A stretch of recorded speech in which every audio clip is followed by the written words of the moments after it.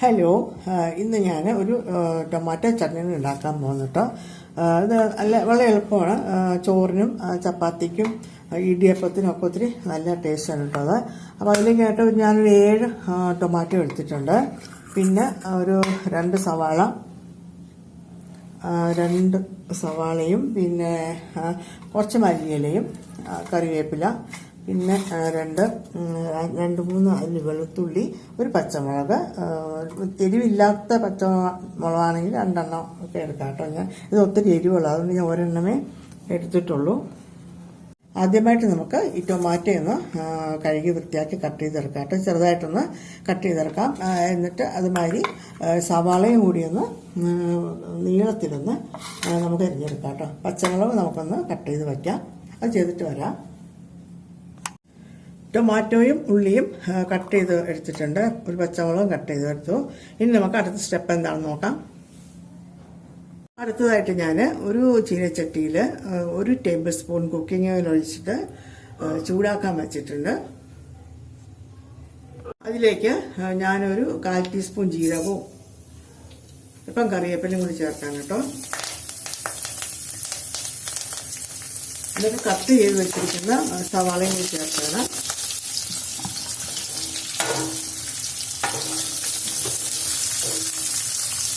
നമുക്കൊന്ന് വഴറ്റിയെടുക്കാം. ശകലം ഞാൻ ഉപ്പും കൂടി ചേർക്കുന്നുണ്ട്. എളുപ്പത്തിലൊന്ന് വഴണ്ട് വരും. അതിന് വേണ്ടിയിട്ട് അല്പം ഉപ്പും കൂടി ചേർക്കുന്നുണ്ട്. സാധാരണ കറിക്കൊക്കെ വഴറ്റുന്ന കണക്ക് നമുക്ക് ചെറിയൊരു ലൈറ്റ് ബ്രൗൺ കളറാകുമ്പോൾ ആവുന്നത് വരെ ഒന്ന് വഴറ്റിയെടുക്കാം കേട്ടോ. കളറൊന്ന് ചേഞ്ച് ആയിട്ടുണ്ട് കേട്ടോ. 2 മിനിറ്റ് ചൂടാക്കിയാൽ മതി. 2 മിനിറ്റ് ഒന്ന് വഴറ്റുമ്പോഴത്തേക്കും ഒന്ന് ശരിക്കും ഇതായിട്ട് വരും. മീഡിയം ഫ്ലെയിമിലിട്ട് വേണം വഴറ്റാൻ. ഇനി നമുക്ക് അതിലേക്ക് വൃത്തിയാക്കി വെച്ചിരിക്കുന്ന 5-6 അല്ലി വെളുത്തുള്ളി ചേർത്തു. നമുക്ക് കഴിഞ്ഞ് അതിലേക്ക് ടൊമാറ്റോ കട്ട് ചെയ്ത് വെച്ചിരിക്കുന്നത് ചേർക്കാം.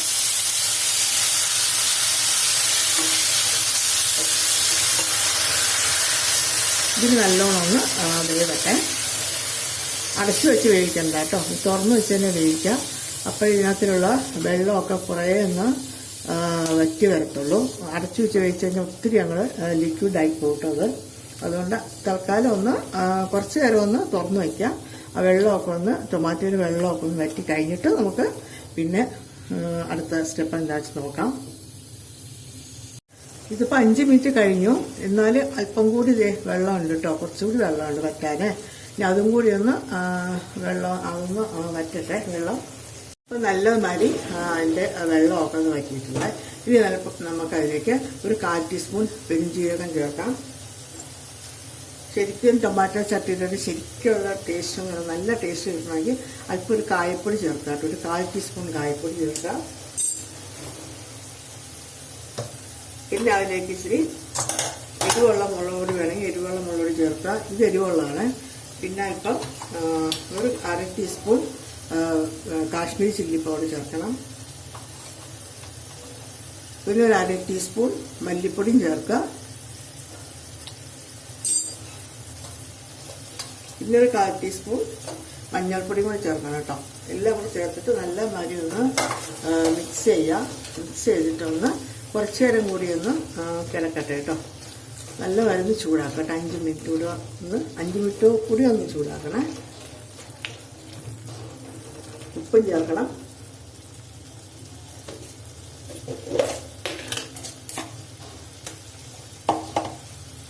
ആവശ്യത്തിന് ഉപ്പുകൂടി ചേർക്കാം കേട്ടോ. ആവശ്യത്തിന് ഉപ്പുകൂടി ചേർത്തിട്ട് നല്ല മരുന്ന് ഇളക്കാം.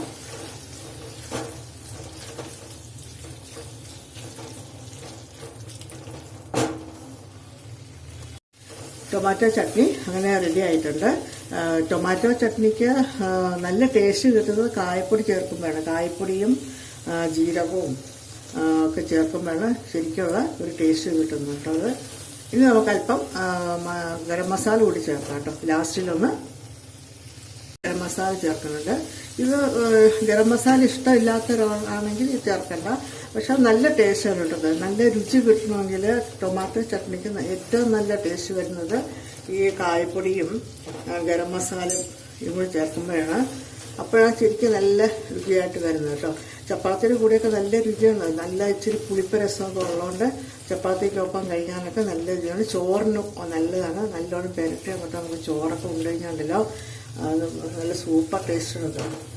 ഇനി നമുക്ക് അല്പം മല്ലിയില കൂടി ചേർക്കാം. മല്ലിയില ഇഷ്ടമുള്ളവർ മാത്രം ചേർത്താൽ മതി കേട്ടോ. അതിന് ടേസ്റ്റ് ഇഷ്ടമില്ലാത്തവരാണെങ്കിൽ ചേർക്കണ്ട. പക്ഷേ മല്ലിയിലയാണ് ഏറ്റവും നല്ല ഒരു ഫ്ലേവർ കിട്ടുന്നത് ടൊമാറ്റോ ചട്നിക്ക്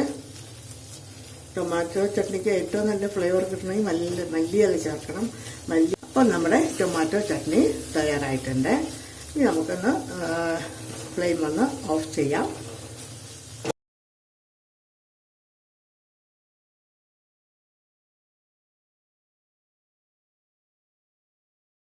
എല്ലാ കറിക്കും നമുക്ക് പിന്നെ കൂടെ നമുക്ക് കഴിക്കാൻ പറ്റും.